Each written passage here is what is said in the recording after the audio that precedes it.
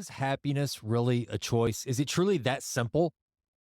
Well, Naval Ravikant thinks so. Now, one of the things I love about Naval is that one, he's brilliant. He's a venture capitalist, but more than that, he's just a really wise guy that has practical applications for life. And that's really why I listen to him and what he has to say.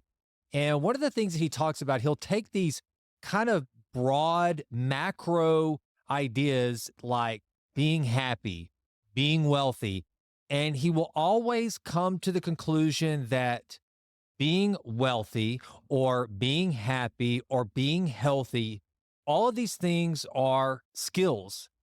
If you can learn the skill for being happy, then you can be happy. So if you choose to be happy, then develop the skills that it takes to be happy, then you will in fact be happy. So I wanted Naval speak on this topic. This is him on the Joe Rogan show. I think you'll enjoy it. And then I'm going to close it out at the end with some final thoughts. There's social consistency, right? Humans have a need to be highly consistent with their past pronouncements. So the way I started my first tech company was I was working inside a larger organization, and I told everybody that I was going to go start a company. I was like, I hate this place. I'm going to do my own thing. I'm going to be a successful entrepreneur. 6 months pass, 9 months pass. Then people start getting, you're still here? I thought you were going to go start a company. Were you lying? Right? That was the implication.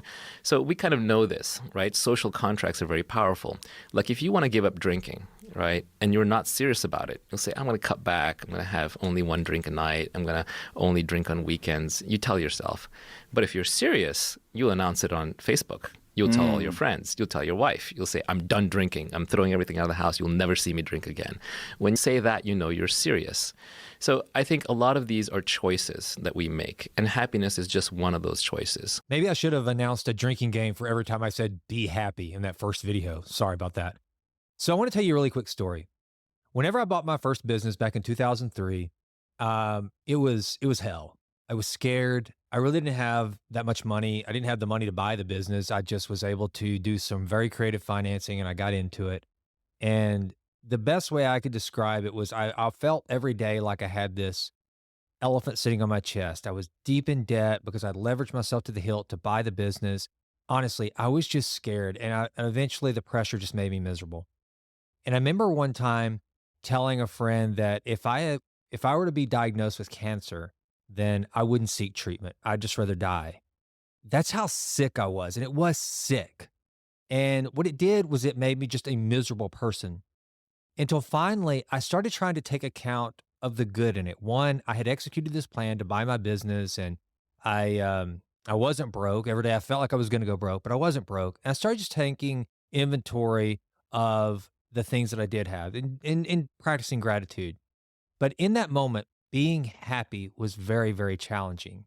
And so I bring that up because my life has changed dramatically by rewiring my brain to one, determine and decide. And part of the skills that I've applied to be happy is to one, have a mindset that one, I'm not a negative person.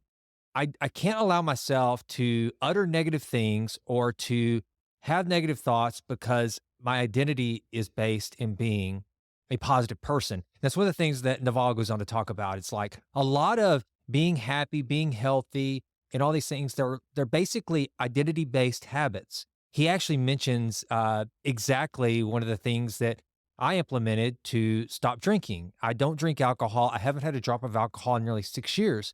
And it's not because of scruples or because of anything like that. It's because I had this mindset around the age of 42 or whatever that I want to start being as healthy as I possibly could. And drinking just didn't apply to that. It just it collided. Me being this uber healthy person with clear thoughts and a clear head and being able to slow the aging process as best I could, and drinking just didn't mix. So I gave up alcohol. And it became a part of my identity. Then I started this podcast. I also have another podcast called The Healthy CEO. I'm the co-founder of a nutraceutical company called Authentic Health Partners. And so I have this identity that is based in being healthy and based in health span and longevity. And so that made it easier to not drink and to instead make really healthy choices. Well, when it comes to being happy, it's kind of the same way. If you determine and you tell people, like, I'm a happy person, I am a happy person. If you look at yourself in the mirror every morning, as silly as it sounds, and you go, dude, you're a happy person. You're happy.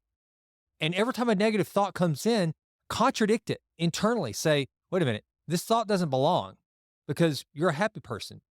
Now, that doesn't mean that you're going to be void of all negativity and bad things happening. And sometimes you will, in fact, not be happy. But that should be the unusual state of your existence. Those times when you are not happy, then that means that something is amiss because you're a happy person. And I think it's skill development. It's practicing your self-talk. It's practicing affirmations. It's making healthy choices. You know, one of the things that, like, again, one of the reasons why I stopped drinking is it wasn't because I just wanted to take that one thing in isolation and abrogate it from my life, the not drinking. It was, I wanted to be a healthy person.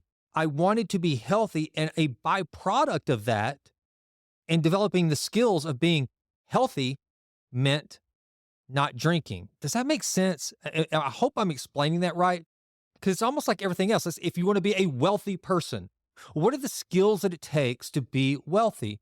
Well, first, it means you have to gain a lot of knowledge on wealth building. You have to practice the skill of budgeting, of not spending more than you make. It means practicing the skill of not taking on debt unnecessarily and making impulse purchases or whatever. There's skills that go with being wealthy. There's skills that go with being happy. There's skills that go with being healthy. So as it relates to this one, while it sounds so simple to say happiness is a choice, but really that's just the beginning. Choosing to be happy is just that. It's you choose. I'm going to be happy. It's like you say, well, I am choosing to take a trip to Colorado. Okay. Well, you're still going to have to take some actions to get there, right? You're going to have to pack. You're going to have to figure out where you're going. You're going to have to figure out how you're going to get there. Car, bus. That would be weird this day and age to take a bus to Colorado. I wouldn't want to do that. That's for sure. Well, but maybe you're going to fly. You're going to figure all these things out. You're going to do all these things to get to Colorado. It's not as simple as just saying, I'm going to be in Colorado. I'm going to be a Coloradian. You know, there's things that go with that. I know that sounds stupid. It's probably the worst analogy I could have possibly used. It still really would be weird. I would hate to have to take a bus to Colorado. Good grief. Can you imagine? One of my favorite movies back in the day was Dumb and Dumber. And I love the scene where they drive the wrong way. I guess they end up in Nebraska. I think that's right. And it's just Lloyd looks at Harry. That John Denver's full of shit, man. Because it's nothing but just plains of wheat or whatever before they finally made it to Aspen. Anyway, that has nothing to do with this video other than Dumb and Dumber can make you happy if you like really, really stupid comedies. It's a classic in my book. But anyway, back in character, the self-improvement guy, all that stuff. Choose to be happy and then start practicing the skills it takes to be happy. That's my hope for you, that of all the things that I have said, the million times I've said be happy and turn this video into a drinking game. Take a shot every time he says be happy, but maybe make it like a wheatgrass shot or something like that, because alcohol is just not good for you. There are no benefits to alcohol. None. I'm not here to judge, but since I mentioned that earlier, I shouldn't drink alcohol. But I do want you to be happy. I want you to be healthy, happy, and joyful. And I'll tell you right now, one of the things that I am on a mission to do, not only just to improve always and always, but I want to improve my happiness always and always. And I hope you'll join me. Remember, the first decision you got to make if you want to get happy is to choose to be happy. Well, that does it for this episode of the Jason Wright Show. Thank you so much for listening. This has been a Texas Titan Media production. Fourth Wall did the music. And as always, thank you so much for listening. Please consider going out to jasonwrightnow.com and signing up for the Vitruvian Letter. Also, please go out to iTunes. It takes like 30 seconds to just leave us a 5-star rating. It does wonders for the podcast.